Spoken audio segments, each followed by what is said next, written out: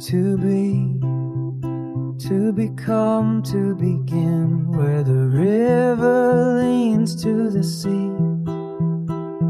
To learn, to let go, to love. The world turns endless, turning me. Oh.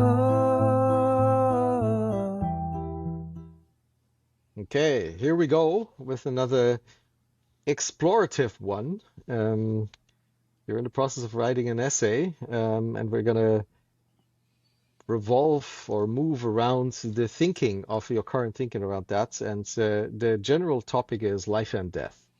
It couldn't be bigger than that, really. I have a whole bunch of thoughts myself, but before we go there, I'd love to hear where your thinking is at with the preparation for the essay. Okay. So I actually do think of it as quite distinctly two stories, right? The life story and the death story. The life Mhm. story being the longer of the two, which, life is, in my view, uh, a branch on the tree of emergence that started back with the Big Bang. And first we got Mhm. particles, and then we got molecules, and then we, under gravitational attraction, got stars, and stars went through generations. And this is very important. This part of it people often miss is that the heavier elements, things heavier than helium, hydrogen, and a teeny bit of lithium, were created in the late stages of stars. Supergiants Mhm. produce some heavy metals. Supernovas produce more, and so the building blocks for life were generated in stars over multiple generations. It's thought that the sun is about a fourth generation star, maybe a third, maybe a fourth, in that it came relatively late in the day. The sun is maybe 5 billion years old from a universe that's 13.8 billion years old. And the bigger stars that generate these advanced elements tend to be rather short lived, some of them only a few 100 million years. So it's not at all impossible that we could be a fourth generation star. And the cross section of elements and their concentrations in the sun seem to indicate third or fourth generation. And of course, it's not as clean as that, because the ejecta from the big stars gets all mixed up in the dust clouds and such. And so we have all kinds of Mhm. interesting things.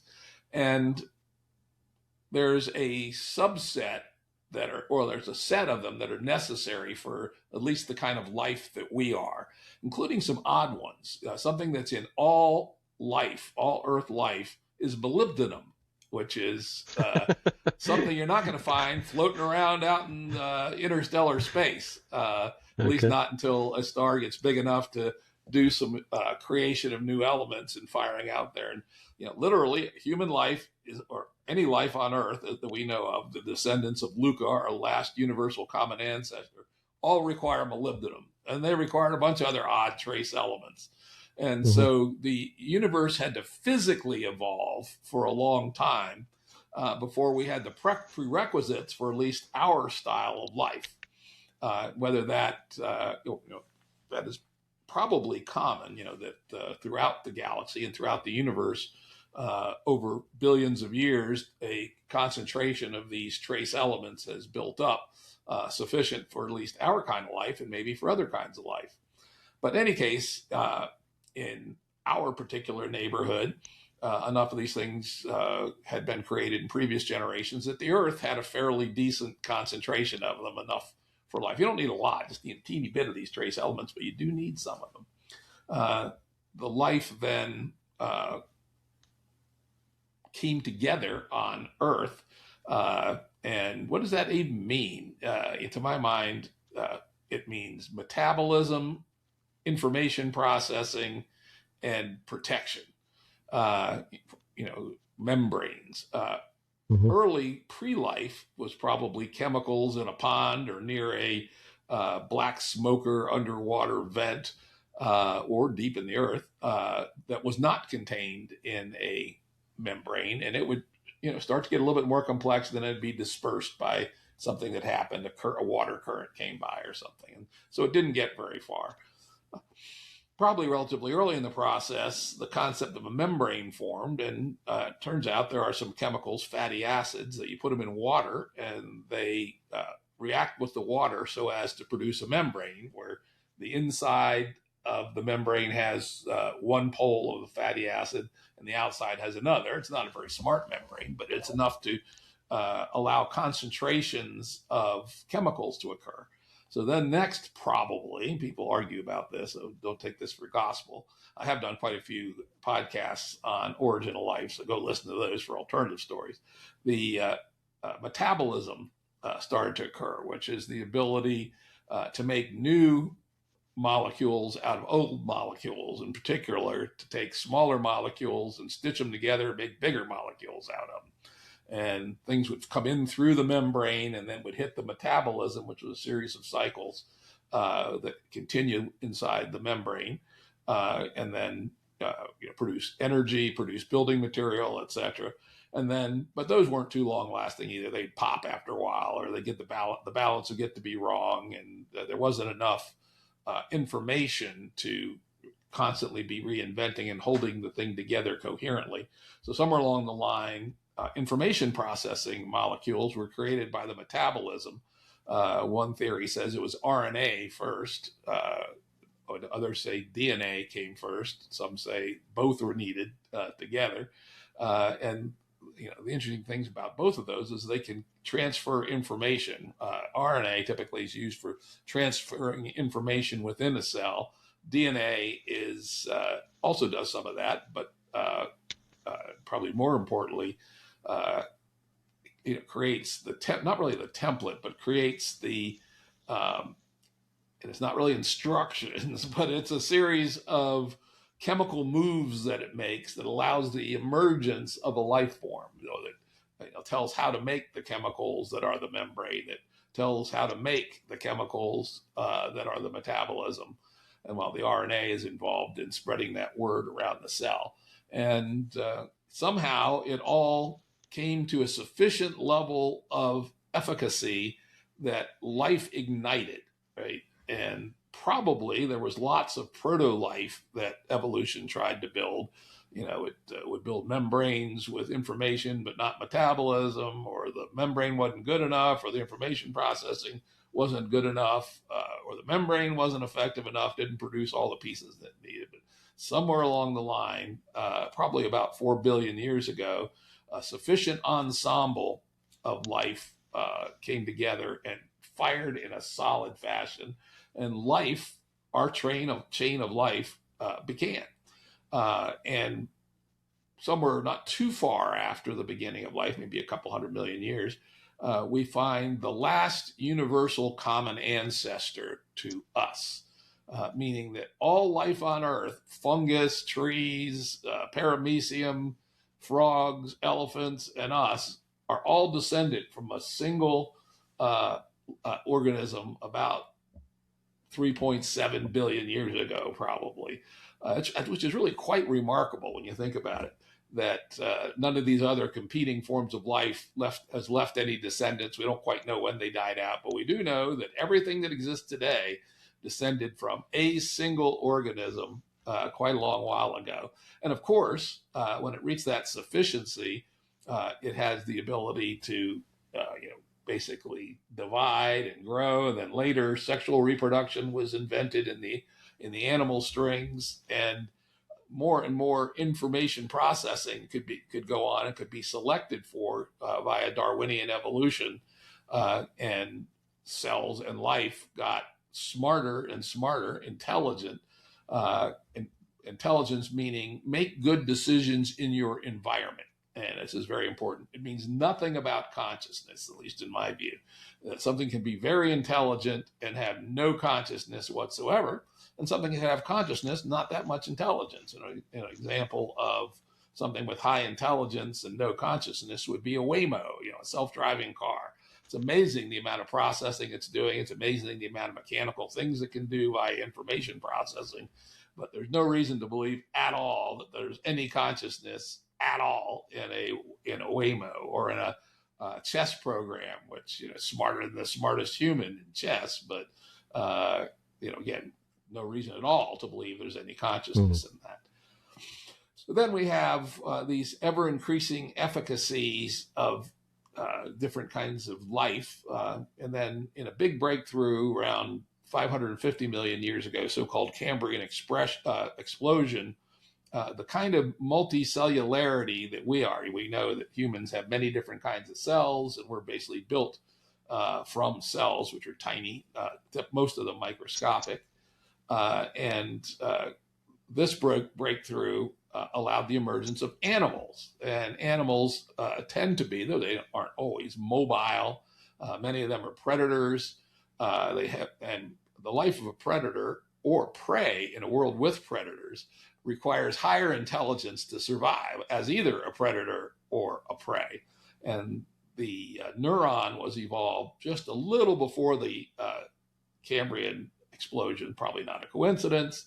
And so the arms race in the animal world produced brains, and initially very tiny ones. C. elegans, which is the kind of worm that's studied by biochemists, etc., has, I think it's 304 neurons, exactly 304. And we actually know how they're connected and everything else. That was not the most primitive of animals, but it was pretty primitive. And so, a brain of 304 neurons, not very big, consider we have billions of neurons in our heads, and even mice have hundreds of millions. Over time, there was an arms race for bigger and bigger brains, and also better tuned brains to do things in the world. Vision came around several times. There's been multiple evolutions of vision in the animal kingdom, which are not directly related to each other. For instance, spiders have a certain kind of eye, and octopus have certain kinds of eyes, and mammals have basically the same eye. And so there was all this elaboration, which was highly accelerated by the Cambrian explosion and the invention, basically, of prey and predator, which accelerated the pace of the arms race and eventually led to things that we'd recognize as higher level animals, things like amphibians, fish, amphibians being like a toad or a frog, and then reptiles came from amphibians, and then we came from reptiles, more or less, and kept evolving, building more efficacious brains and bigger brains until somewhere along the line, consciousness emerged. We're not sure where. Some people would say it goes back to fish. Some people would say amphibians. Some people say, I would say, can't be any further back than reptiles, in that it appears that both mammals and birds have consciousness. And the last common ancestor of birds and mammals was lizards or proto-lizards. So let's say something like consciousness, an early version of consciousness, emerged sometime 200 million years ago, maybe a little longer, at around the spot that was the common ancestor of both birds, mammals, and things like dinosaurs. So we were all developing components of consciousness, which of course says that maybe dinosaurs were conscious. Hard to say. We don't know. So that was the next step in the evolution of life. And consciousness must have brought some substantial capacity to the animals who developed it, because it's expensive. It's expensive in two ways. First, life is always about return on investment of energy, and consciousness requires a fair bit of energy to operate. And further, genetic information is sparse and rare, and the body has to, or evolution has to allocate DNA, etc., for various purposes, making your heart beat, making your bones grow, etc. And a considerable amount of genetic space is allocated to the things that result in consciousness, at least so it appears. And since it's both energetically expensive and genetically expensive, consciousness has to be adding considerable value to the animals that developed it. I would suggest that some likely candidates are learning, particularly learning in context.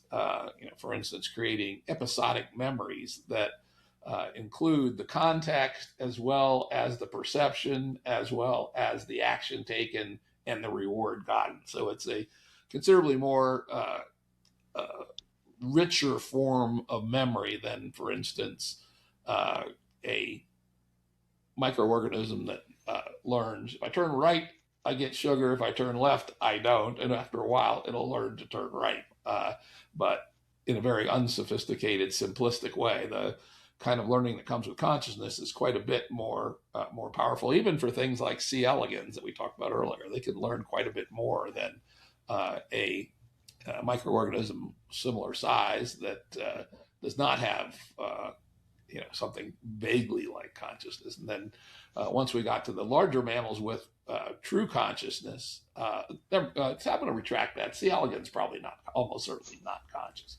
But again, people argue about that. Some people think rocks are conscious, but I don't. So then you get to, let's go up the mammal chain, and all of them are probably conscious.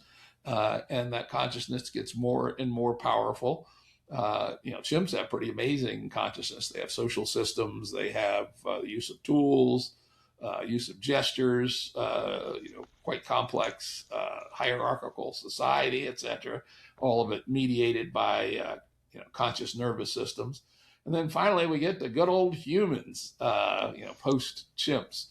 And we have all the tools, most of the tools that chimps have. Chimps are smarter than us in some ways. Their reaction times are better. Their visual memory is probably a bit better. We should not think of ourselves as the pinnacle of evolution, just the latest, one of the latest stages of evolution. In fact, us and chimps are both at the end tip of the tree of evolution. We have gone to different places under different selection pressures. But the thing we added that's really makes our consciousness and our form of life different is language. Probably first symbols, so that you don't have to, essentially, hold up a picture of an elk or something. You just create the word elk and then reference it that way. And then over time, language develops some specific technologies like recursion, like grammar, etc., which allowed us to express quite sophisticated things, early stories, etc. And when we think of ourselves and our lives, I would say that we generally think of our consciousness. When we're asleep or in a coma or in under general anesthesia, for all intensive purposes, us is gone, right? And then you wake up and, oh, I'm back again, right? It's very interesting. And I think that's one of the things that people don't pay enough attention to about consciousness, is that it comes and it goes. That's why in my worldview episodes, I always start off with, hey, guess you woke up this morning. What is that? Who is this person, right? And it's really quite interesting. And so, that kind of gets us up to today, where we have pretty advanced consciousness, not the most possible, powerful, imaginable consciousness, but we have a pretty interesting, pretty efficacious one. So now let's switch directions. We got advanced life here. What is death? Right? All life, even back to the microorganisms, the earliest ones, involve cycles where things happen in a directed graph, essentially, to continually recreate oneself. You need, the chemicals get consumed, they get broken down, they get polluted. So you need some form of continuous process to create the chemicals that you need for life. When we get to more advanced animals like mammals, things like your musculature is being reinvented. The skin, everything, a human, as I understand, it's about, at most, your cells last a year. So all your cells in your body, with the exception of your neurons, are replaced about once a year. And so there has to be a process, cycles, that recreate those things and keep them in balance, right? If your body just started producing bone cells before long, you'd be all bone. That wouldn't be too good. So there has to be cycles and regulation to produce the new cells in their approximate right balances, and that they go to the right place, etc. And the generic term for these cycles is homeostasis. These cycles not only do their cycle thing and use energy and raw materials to make things, but they also do so continuously and reinforce themselves. That's the interesting thing, right? That the nervous system, amongst other things, drives the lungs and the heart, and the lungs and the heart together make sure that oxygen gets into the blood, and then the blood cycle goes to the neuron, and the neuron stays alive. If the neuron does not get oxygen for a few seconds, it will stop functioning, and if you deprive it of oxygen for 5 minutes, it dies. And if these homeostatic cycles fail, death is the inevitable result.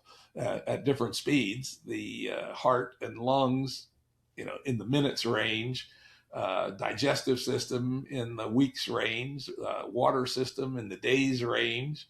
But all of them are necessary. If any of them fail, you will eventually go from the scene. And ones that impact the neurons, particularly in a widespread ways, will destroy your consciousness. There are some critical components of the neural system, one of them in the brain stem, back in the old ancient reptile brain. If that goes, you're not conscious. You're done. At least you're not experiencing anything.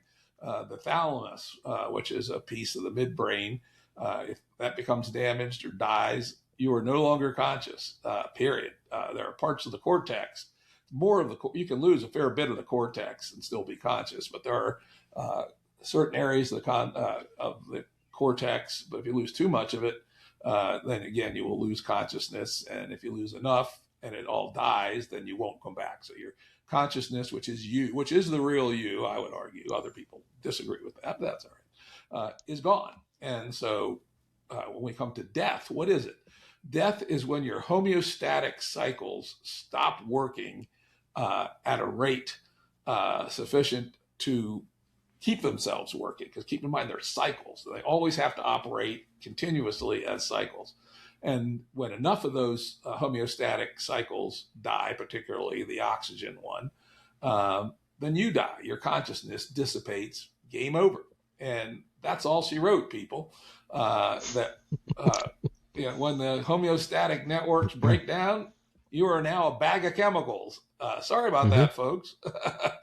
And Okay. In a natural state, you'll get eaten by somebody, or you're to the degree that you're not quickly eaten, then funguses and microorganisms and insects will chew you up and recycle your chemistry into the ecosystem. In fact, I've given instructions to my family that bury me in a linen bag, right, so that the process can happen quickly, and my chemistry gets returned to the earth. And that, as far as I'm concerned, will be the end of the story. All right. I have one big question, but I'm gonna frame it a little bit. The whole story of life that you described is carbon-based life, right? And we'll say it's our life. It's the story of our life. Yeah, right? exactly. There could be other forms of life. It requires a third or fourth generation star because it requires certain heavy elements that can only be produced by stars of a certain generation or age. And it's not very probable, but also not impossible to imagine sulfur-based life, meaning there could have been life when the first stars started emerging, right, already, because the essential building blocks were around. They were just too distributed, and sulfur could have served as a base, not as versatile and solid as carbon, but could have served as a base. And our life, by the way, requires sulfur and a fair bit of it. It's one of the it's one of the more important trace elements. In fact, I think it's beyond a trace element in Luca life. Whether you could actually does sulfur have enough options in binding. I don't know. I never thought about it, but it's possible. It's one of the few that has enough options of binding. It's just too long, too brittle. So it's not as versatile as carbon. But anyway, so the there could be multiple versions of life out there. There's traces of potential life on Mars, whether it came from here or is a general function of the universe, who knows? Or ours And came then, from there. I think there's a fair or chance ours of came from that. there, right? Also that. There's many ifs here, right? So that original soup, did it create a membrane, or did the membranes come from somewhere else, right? What came first, RNA or DNA? All of those super big ifs make this an interesting, very interesting endeavor to think about, where does it come from? What does it? But it also shows me that there will never be any certainty, or likely there will be never any certainty around, how did this whole thing evolve that we call life and that we experience, right? Yeah, yeah, there So are though some interesting clues coming, right? of When course, we get to Mars, if we find remnants of life that are not our life, that is very interesting, right? That mhm, tells us that life is probably pretty common. Simple life, at least, is pretty common in the universe, and that our life is indeed unique and not part of a one of the terms is used as panspermia, where somehow life got seeded across the universe, probably by an older civilization, and that we are a descendant of that dispersal of life across the universe. Of course, it still begs the question: where did that guy's life come from? yeah, yeah, yeah, So you don't get rid of that problem with the exactly. origin; you Yeah, just push it never, back, never. maybe Yeah. a couple of billion years.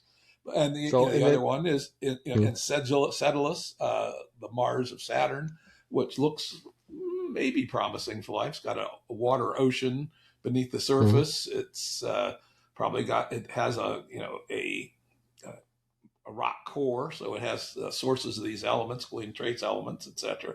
Uh, and So if we find life there, and the other one we're doing is we're looking at the atmospheres of planets of other stars, and we're getting close to the ability to determine the constituents of the atmospheres. And of course, doing some experiments in labs on Earth, we can determine if certain signatures could only be caused by life, or could they mhm, be, or is there a biological process? Now, so far, it's turned out to be a difficult problem because they've found chemical ways to produce different atmospheric signatures, but we may find one that's unambiguously a sign of life elsewhere in the universe. mhm. And But we agree that it's a huge question, right? And it yes, will yes. likely never be answered. And then the flip side, you pull the experience of life, into consciousness, into one symptom of life, really, right? Because it's life is much more than consciousness. And also there, we don't know if we're really the pinnacle. Maybe the octopus are, or whales. Whales have names, right? So they are conscious. They must be conscious if they have names. So maybe they have other symbols they use that we don't yet understand or will never understand. And then death is what happens when consciousness collapses and disappears, and therefore your experience of what it means to be alive disappears. So to me, that brings up the question, why? Why even think about where does life come from? What does it give you that to think this question, and also the death question? What's the underlying reason for you to explore this? I'll do the death one first because that's easy, right? If you Hmm. look at human history, a huge amount of human history has been driven by fear of death, right? Hmm. Think about the religions. I'm of the age that I go to a fair number of Christian funerals these days, 2 or 3 a year. And it's clear to me, at least, that what that religion is selling is, oh, Mary, you're going to see Mary again in a few years in heaven, right? And see all your Mhm. friends and all that stuff. Okay, people, fairly obvious what this is all about. You're preying on people's fear of death and fear of the Mhm. end, etc., or possibly going to hell, etc. And to my mind, if one thinks about what death actually is just the stopping of homeostasis cycles and then the breakdown of your chemistry into simpler chemistry as it gets reabsorbed into the biosphere. Nothing to fear about death. It's just a thing. It's a natural process, inevitable in higher life like mammals. In fact, they're probably programmed not to live forever for good reason. And so I think it's important to at least think about death so as not to over-index on it. Death is coming for you, guarantee it, folks, right? Mhm. And it is, I think, easily understood and not particularly scary. Um, and so that's why I think at least thinking a little bit about death is important, and don't follow rabbit holes of ridiculous stories. See what you can actually find out about life and death. And I think it's an easy way to avoid, fear and being, upset about the idea. You go, you're going to die. Oh well, right? Now, the life story I think is more interesting. I recently wrote a Substack essay. I think it was like my second one back that talked about the change in how we have to think about existential risk with respect to whether life is widespread or not, particularly if technological life is well spread or not, which is what the SETI search for extraterrestrial intelligence is looking for. And the reason I say this, I say it in 15 pages. If you're interested, go to my Substack, jimrutt.substack.com, and read the one about uh, Fermi principle and existential risk. So in that one, I argue that even life at our level, which is, we're on our way, but we're by no means a superpower yet, provides considerable opportunity for the universe to come to life. You give if humans don't destroy themselves or knock themselves back from technological capacity, within 10,000 years, we'll be sending probes out to the universe. We'll be continually monitoring, looking for communications, and we may find that there's already a galactic civilization out there, which we can join up and learn some things and contribute some things. Or we may be alone in the universe. When I was a 14-year-old nerd, I would have never believed that we were alone. Hey, what about all science fiction stories? What about all them people on planets out there? What about all those space wars, right? But since then, I've spent a fair amount of time searching on this topic. There's a really good book called Where is Everybody? And it lays out 75 different arguments why either they're out there, we can't see them, or they're not out there at all. And the case for not out there at all is stronger than you might think. I talked about all these steps to reach consciousness. It may turn out some of them are extremely difficult. The origin of life itself might be extremely difficult. The big cells that formed along the way called the eukaryote cells. Without those, you're not going to get our kind of life, human life. Maybe that one is extremely difficult. Maybe neurons was extremely difficult. There's a whole bunch of ways that technologically capable life might be so difficult that it happened only once in the whole universe, or maybe it happened once in the galaxy. Other galaxies are so far away, it has less impact on our galaxy. And the risk of not having the capacity to bring the universe to life is a gigantic moral hazard, moral risk. If it turns out there are 10,000 technologically capable civilizations in our galaxy, if we kill ourselves off, well, it's a shame for us. It doesn't really impact the cosmic trajectory of the universe.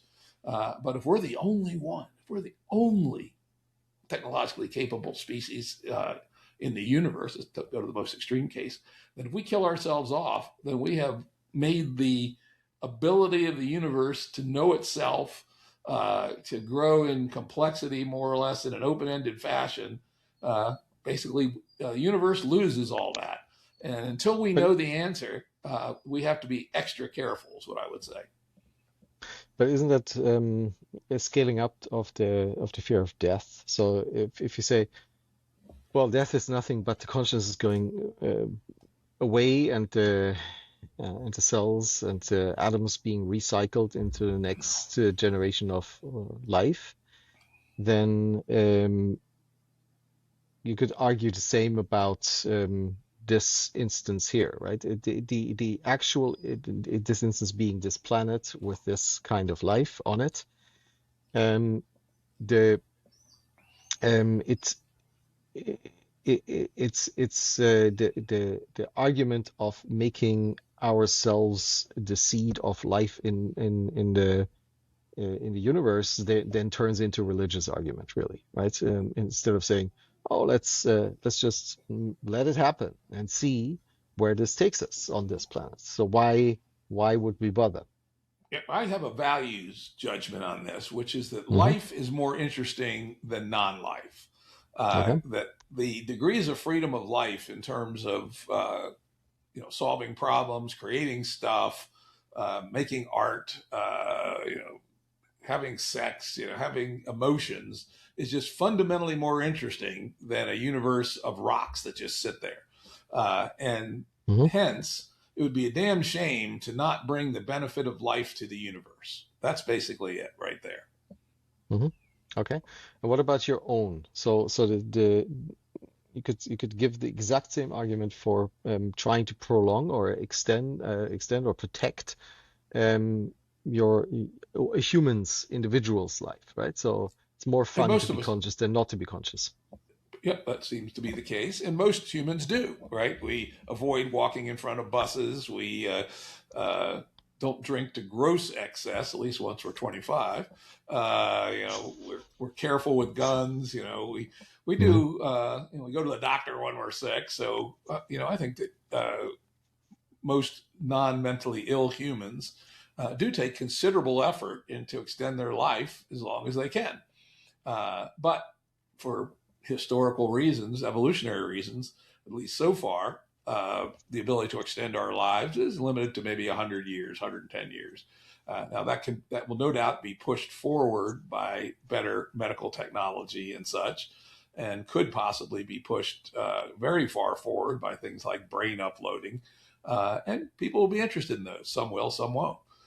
So I do think, as individuals, we tend to uh, you know, to prudently act to extend our lives, at least as long as our lives are productive and enjoyable and worth living. Hmm. So that means that it's not as easy as you earlier proposed. That well, it's just it. Consciousness switches off, and that's it, because nobody wants their consciousness to be switched off, right? And not unless you go to sleep at night and you switch it off for a couple of hours and you come back and you know you will come back or you hope you will come back. Usually But you come back. Yeah. usually come back. Many thousands of times you usually come back and then we don't. So the it isn't that easy, right? The same argument that you made for the value argument that you made for the whole set of human life to bring that into the universe applies for the individual still, right? Actually, it's an interesting connection here. Uh, I think closer is the argument if the universe is full of intelligence versus if it only has one. If I was the only person uh, in the universe and there will be no others, and if the universe is going to be aware of itself, it has to be me, then the moral value of somehow figuring out for me to live forever is of the same order. If it turns out we're the only Hmm. species that we don't kill ourselves off, but I'm not the only human, and if I die, yes, it modifies the human story a teeny bit, but not a lot. So, no particular reason for those of us who live amongst species with many members in it, the significance of our lives, not zero by any means, but it is not Hmm. huge with respect to the cosmic unfolding of the universe. Okay, so essentially you're saying because we see the next fractal of life, of human life, beyond myself, but a society and then a whole civilization and and a species, we're okay to die at one point because we know that the story is continuing and some of ourselves is also continuing in that story because we contributed in some form, and that gives us peace of mind. Yes. And in That's fact, the second roughly. part you just said there is hugely important, Mhm. I think. People say, oh, I want to go to heaven, blah, blah, and sit around and sing dumbass songs on a cloud. I don't think so. But the fact that when we work here on Earth and that we leave some legacy behind of new ideas, of good examples of how to be a parent, or whatever it is, that's really our mission here on Earth, is to contribute to the ongoing unfolding of the species. Okay, so and then it is important for a human, individual human, to not run in front of the bus, to prematurely switch off our consciousness. Um, why do we seem to be absolutely incapable of doing the same at a collective level? Is it possible that we're one of the dead ends of life in the universe? So we're just too stupid to survive beyond this planet? Or are we in in an evolution in which we start being able to prevent collective suicide? Well, that's, of course, the question of the day, right? Uh, Prior to 1945, we didn't really have the means to do meaningful damage to our worldwide um, civilization. But once we developed the atomic bomb, then the hydrogen bomb, and then biological warfare, et cetera, the means to potentially kill off at least a very large percentage of our population became real, and we have new existential risks like forever chemicals, like runaway AIs. You There's plenty of other possibilities that may not kill every human, but can knock our civilization back so far it could never recover. For instance, a EMP war where countries fry each other's grids, probably 90% of humanity dies. And one of the things to remember, this is something to remember, I haven't talked about this in a long time, is that the second rise of technological civilization will be a lot harder than the first, because we have depleted all the easily accessible ores and fuels and things of that sort. You have to be able to drill like 10,000 feet to find oil these days, when in 1862 or whatever it was in Pennsylvania, I think the first oil well was like 90 feet deep. Mm. So if we knock back to Stone Age, it literally will be a lot harder for us to climb the stack the second time. Though we may find knowledge if there's enough left and not too much time has gone by, but the resources will be much harder. So as to the question of whether we should disappear, I think we are okay. Yes, it's perfectly reasonable to think of life on Earth as just one of the buds at the end of the tree of emergence, and Mm. what's its significance? I would come back and say again, it depends on whether we're the only one or not. If we're the only one, then the importance is gigantic. If there's many, much less important, but still not unimportant. And therefore, not killing ourselves, at least until we know if there's others out there, is a very high moral requirement. Why is it important to the universe? There's no external reason for it. I would suggest it's an endogenous reason. Fundamentally, life is more interesting in non-life, and for the ability for the universe to know itself and to become the home for life is interesting and good in and of itself. It's exploring the story more deeply. Mm. Otherwise, it's a bunch of rocks sitting out there for the next trillion years or so. To have life be part of that unfolding just strikes me as way more interesting. How much does death inform, or has death informed your life? Yeah, I think I've always been a person, at least since I've been 11, that had a very similar view on death as the one I just gave.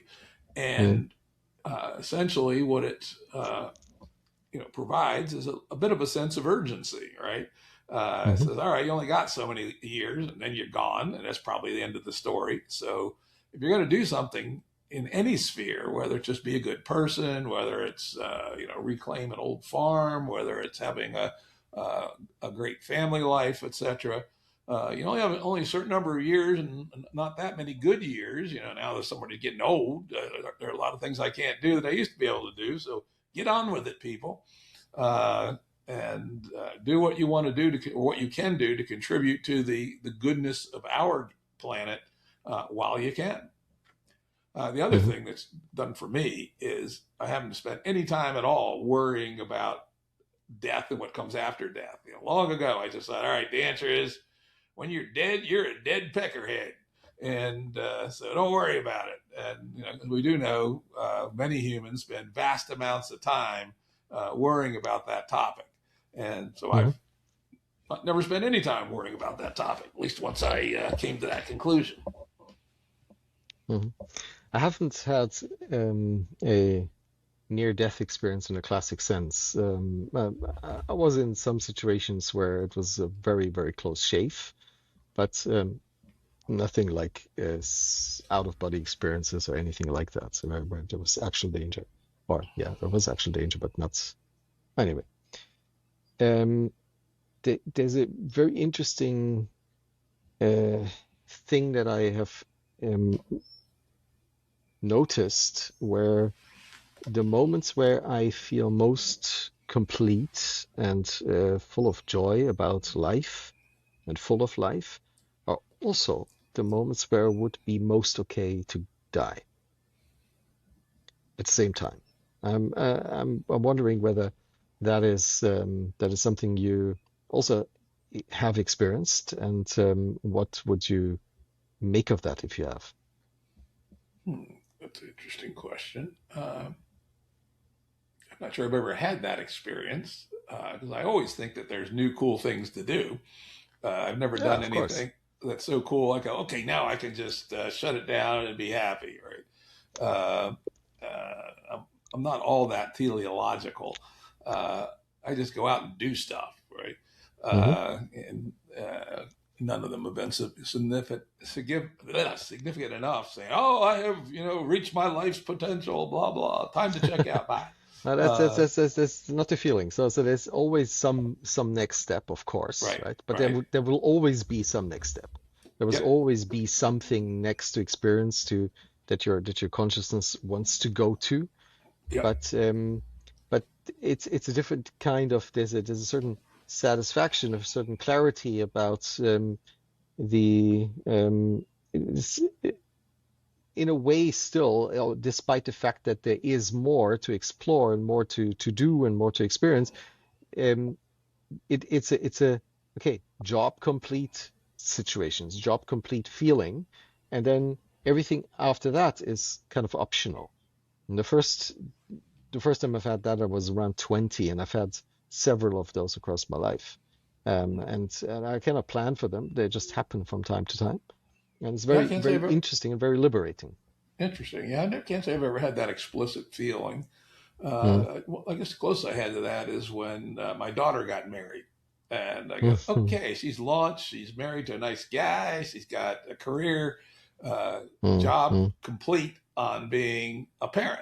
Not, of course, mhm, there's still mhm. other things to do as a parent, but the biggest part, getting the kid alive and in good state to Mm, 23 or 24 and married off to a good guy with a decent career. All right, yeah. job done on that Mhm, front. mhm, But it wasn't a powerful feeling, particularly. It didn't change my trajectory any. Um, least that I noticed. So yeah, no, I haven't really felt that much of that particular one. Hmm.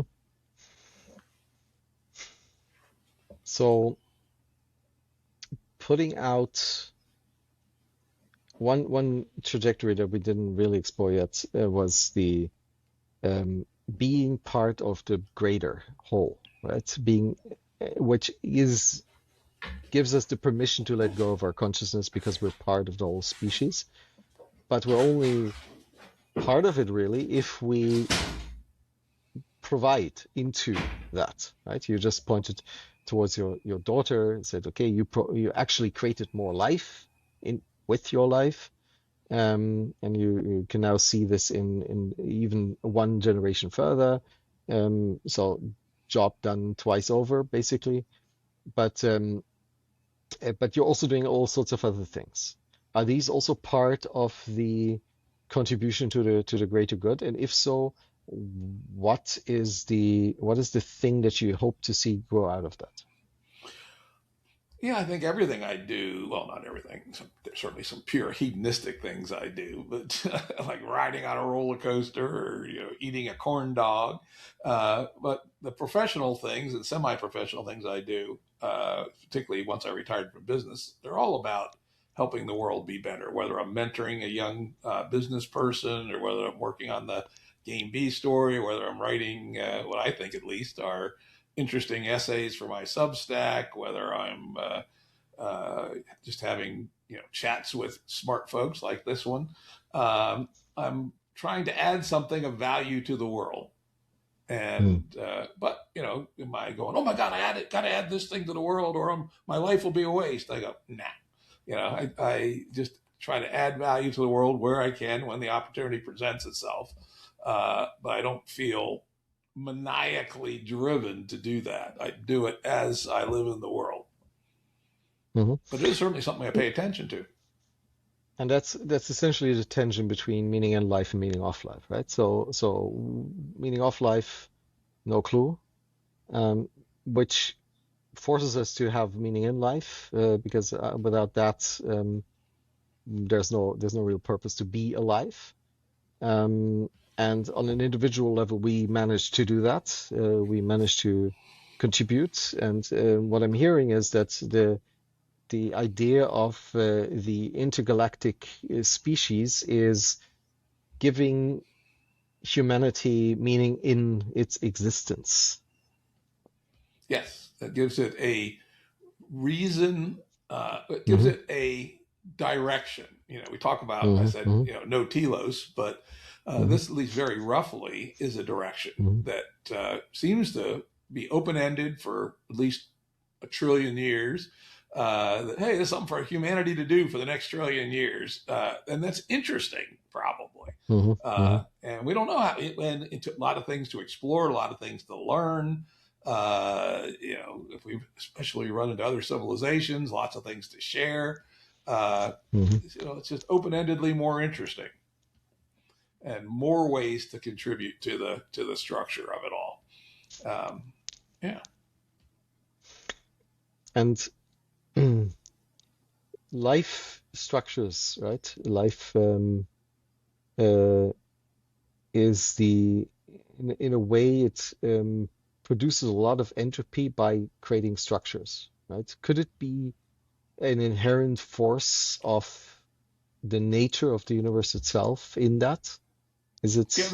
Is it built into the fabric? I think it practically is. Prigozhin and his theory of dissipative systems is that the universe has a tendency to want to burn up energy. And it turns out that complex biological systems burn energy quite efficiently, in the Mm. same way that a whirlpool in your bathtub actually drains the bathtub faster than it going gurgle, gurgle, gurgle. And so that's the reason, and how, I shouldn't say the reason, but it is how the whirlpool in the bathtub forms. It's a faster way to dissipate energy. People don't know this, but a human is, I think it's like 100,000 times the heat dissipation per unit of weight that compared to a star, and that even a tree is generating energy at thousands of times what the surface of a total star would. Take the weight of a star, how much energy does a star put out per unit of mass, compare that to a tree. Tree is 10,000 times or 1,000 times more energetic per pound, per kilogram than a star, which is pretty amazing. That's amazing. Didn't know And that. so essentially it's building structure to do that, right? Hmm. And the structures that dissipate more energy are therefore the ones that are favored. Hmm. So that's a yes to my simple question. Yes, Simple answer. sort of. Sort of. Yeah, it's like, is this built into the universe? What's that mean? Or is it, part of what the universe does when you run it? I Hmm. tend to be more of an emergentist, so Hmm. I don't necessarily believe things are predetermined or fully deterministic, even. But Hmm. this increased complexity when you're in a far from equilibrium system uh, strikes me as something that is in the universe and something that does happen. Hmm.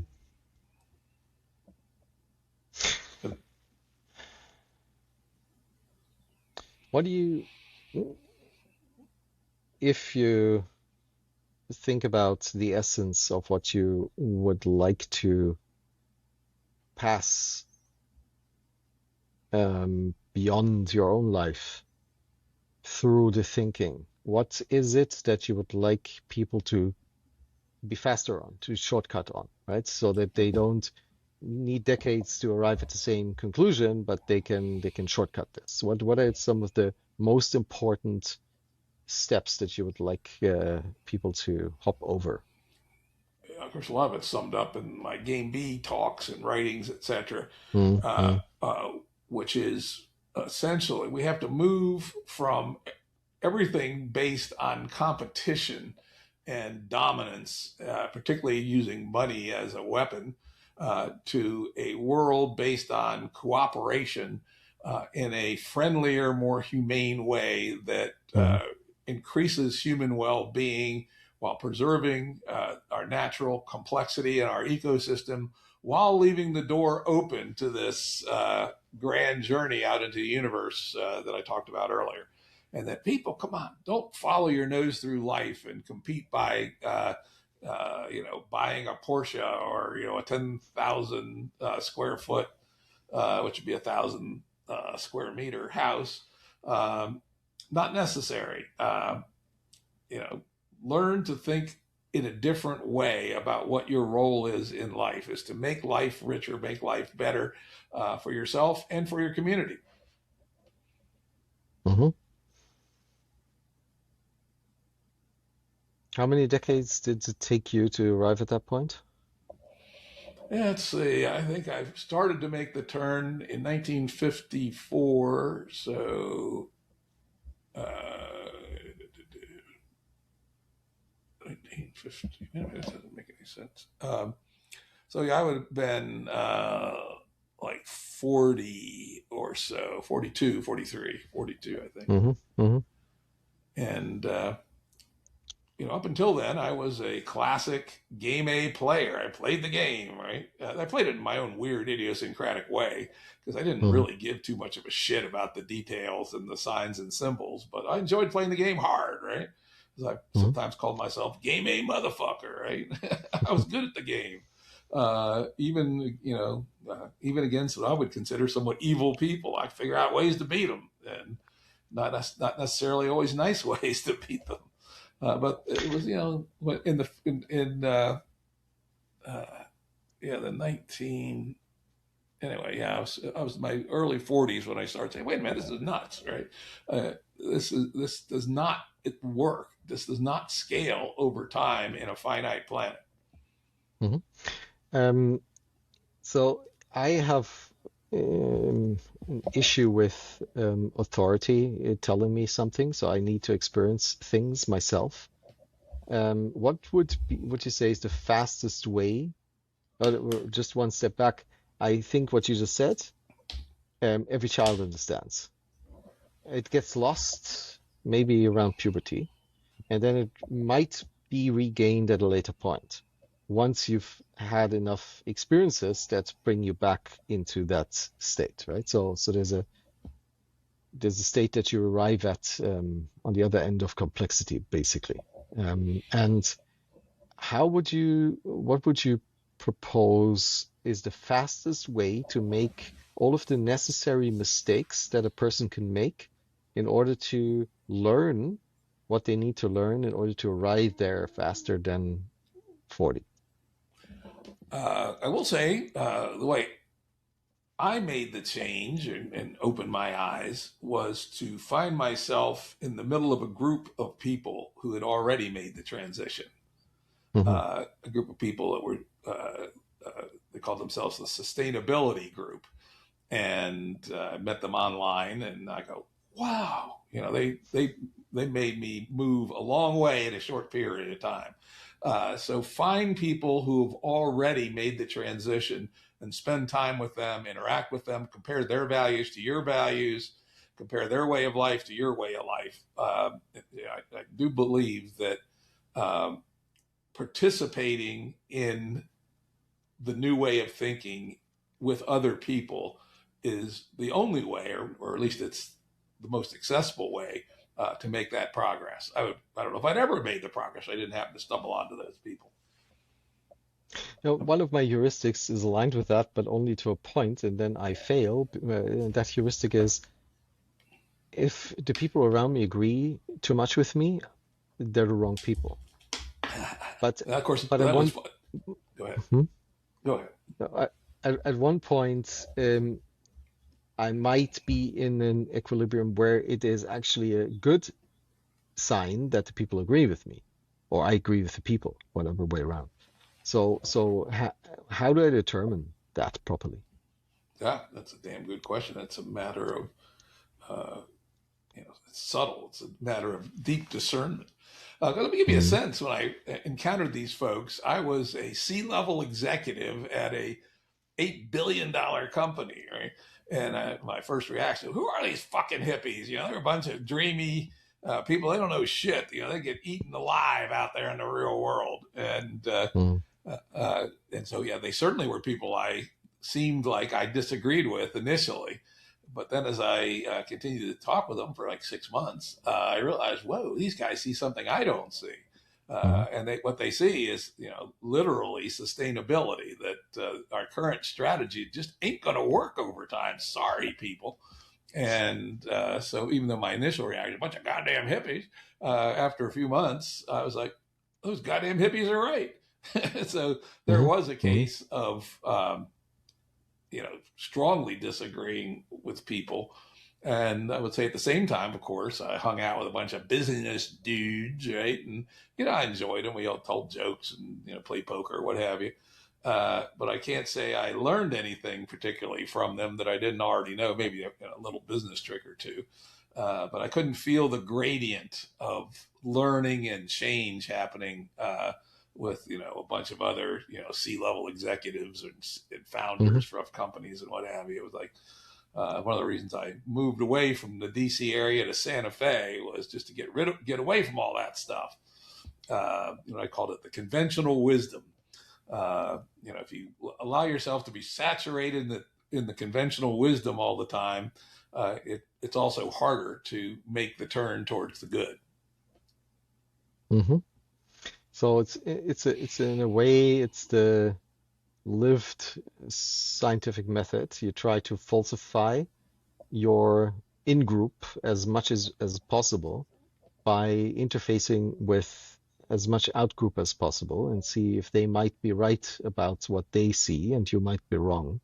So try to falsify your own worldview as much as you can. Yeah, it's well said. Very, very well said. I like that as a way to simplify that idea.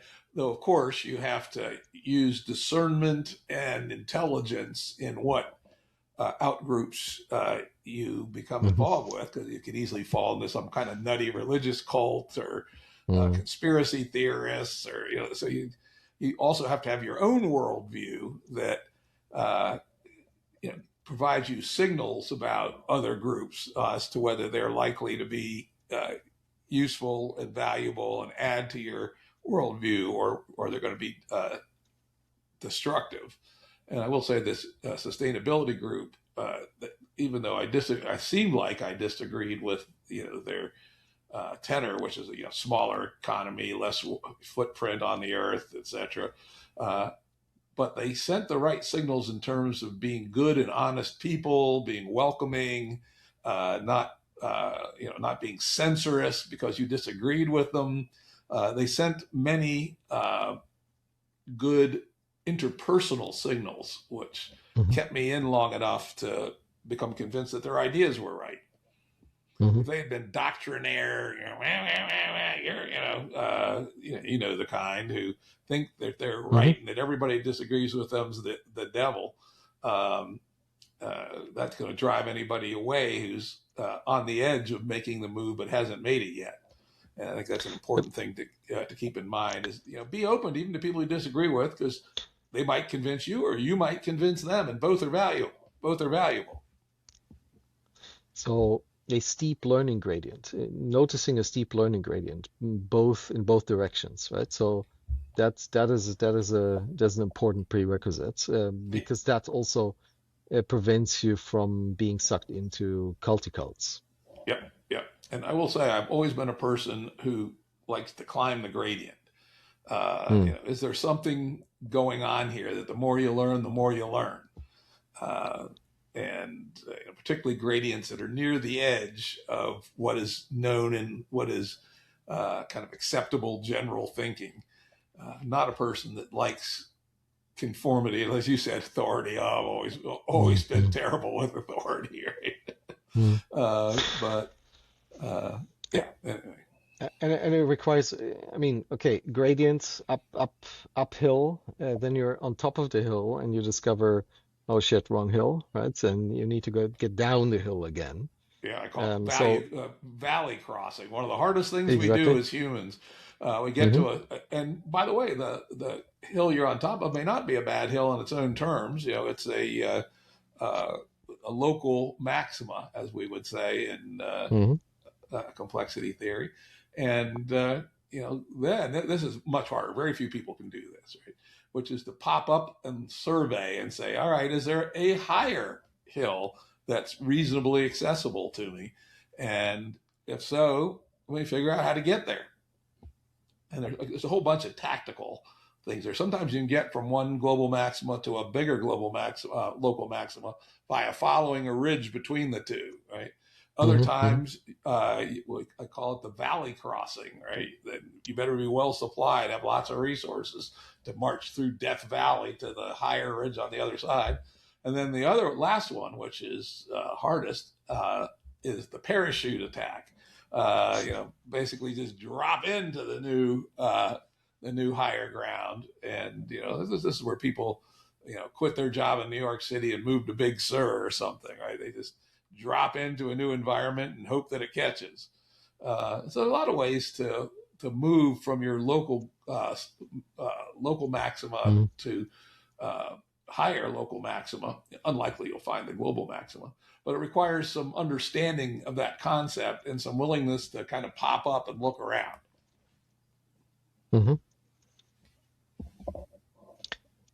Look around and question what you see, question that worldview, right? So and evaluate, have discernment. Evaluate, yeah.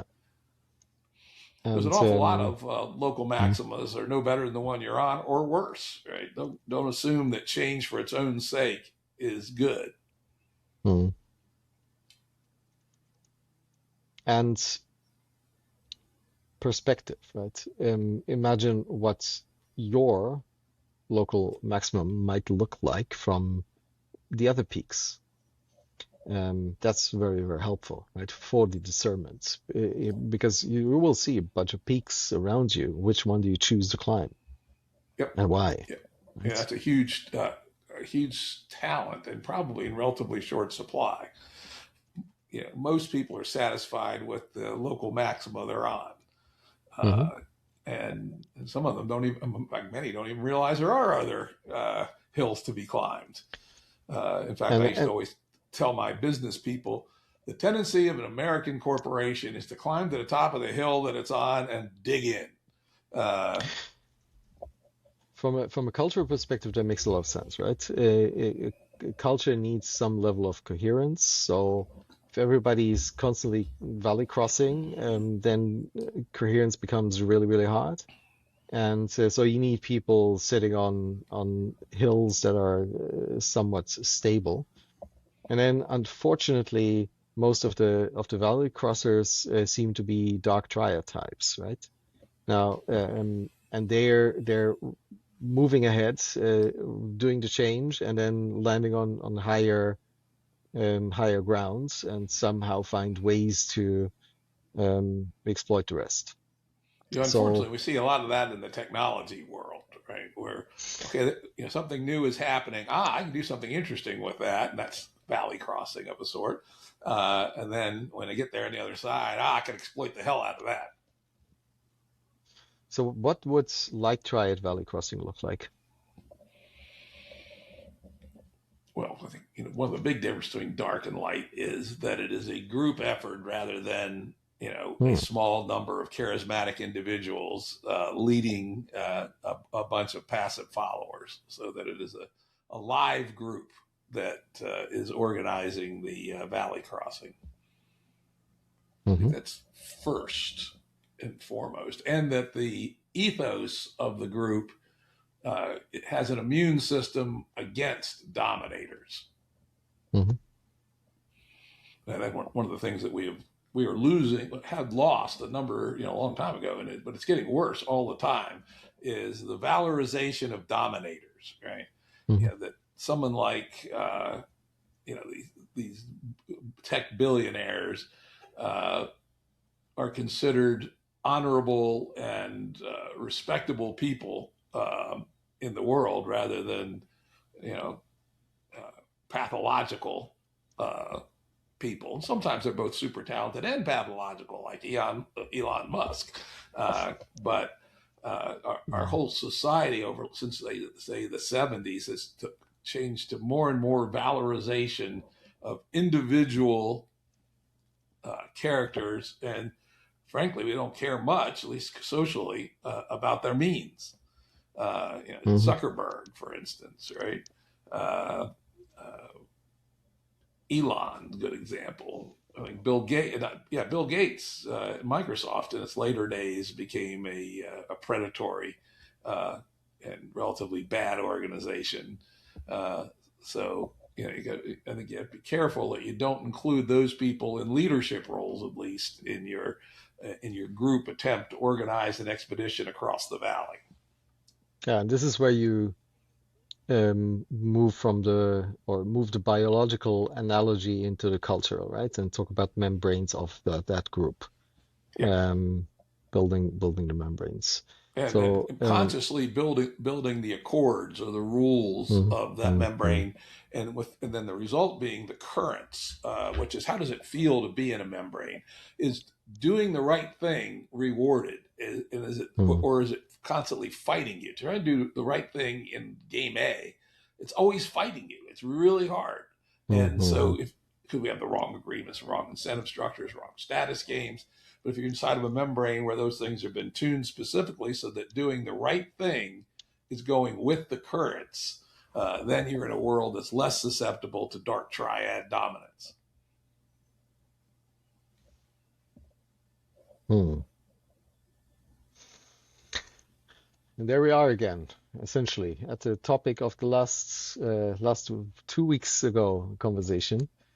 Um, How is this so fucking hard to get into the right currents so that we can build this thing? Absolutely, this is not easy, and most of the time it fails. But Hmm. sooner or later, we'll get it right. Hopefully, We must. we must, and we must.